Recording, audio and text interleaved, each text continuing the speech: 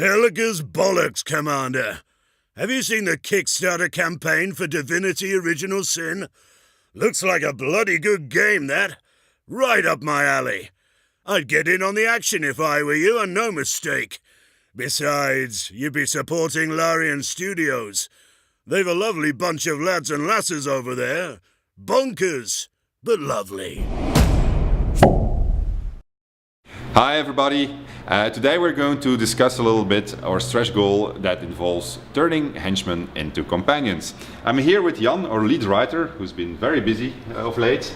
And Jan, can you tell us where we are here? Here we are at the big Dragon Commander wall, and the thing you see behind us here are all the big storylines, the story arcs of the generals and the princesses in Dragon Commander. So what do the color? I see arrows, I see colors, I see numbers. What does it mean? So basically here you have story arcs, and these boxes here indicate how they unfold. So you start at a specific point and then it branches like a tree, and then depending on what choices you make during the game, you end up at specific story arc endings, which can be many. And so there's quite a lot of characters and a lot of decisions to be made, if I understand correctly. yes. Alright, so obviously in Original Sin we have this system of cooperative dialogues in which one player can make a decision, but then the other guy can say, well, I don't agree, and then I have to argue, and one wins based on his stats. So how is that going to affect this system here? Basically it's going to make what we have here 10 times more interactive, because at every decision point you have in these dialogues, basically the player is going to be able to make different choices than what his partner wants to do. And added to that, there is a whole system of affinity and affection, which will also influence the character you're talking to. So okay, so let's say this is General Henry here, and he's a nice fellow. He has a bit of a problem with his arm, and so General Henry, he has a certain opinion about I don't know, racism, for instance. So and I will make a choice which can be understood as being racist because I don't like lizards. But he might disagree with that. So what would that mean? If you would then, as my co-player, say, well, I actually agree with that. Agree with the racism part.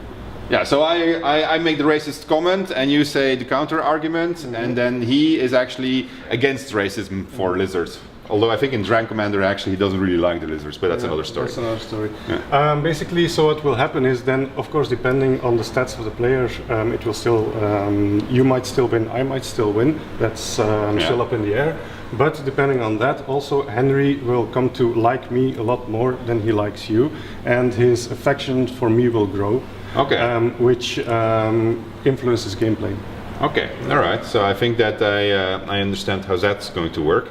So, and it's also no coincidence that we put the companion goal after the personality traits and talents goal, because we wanted to use this to actually affect these things also, right? Exactly.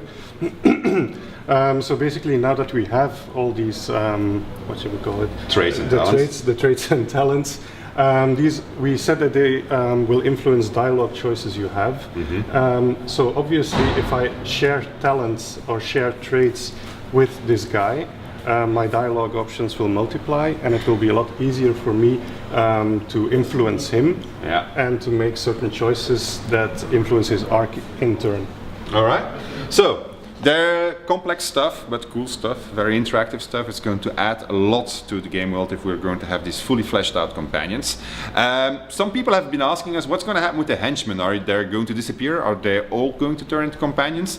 As a matter of fact, they are going to coexist with one another. So you will have henchmen and companions. So because some henchmen will have a specific combat build that you might want to use for a particular battle, and then if you want, you can just tell them, well, you know what, you can stay at my homestead at the shelter plane at the end of time, and I'll come get you when I need you.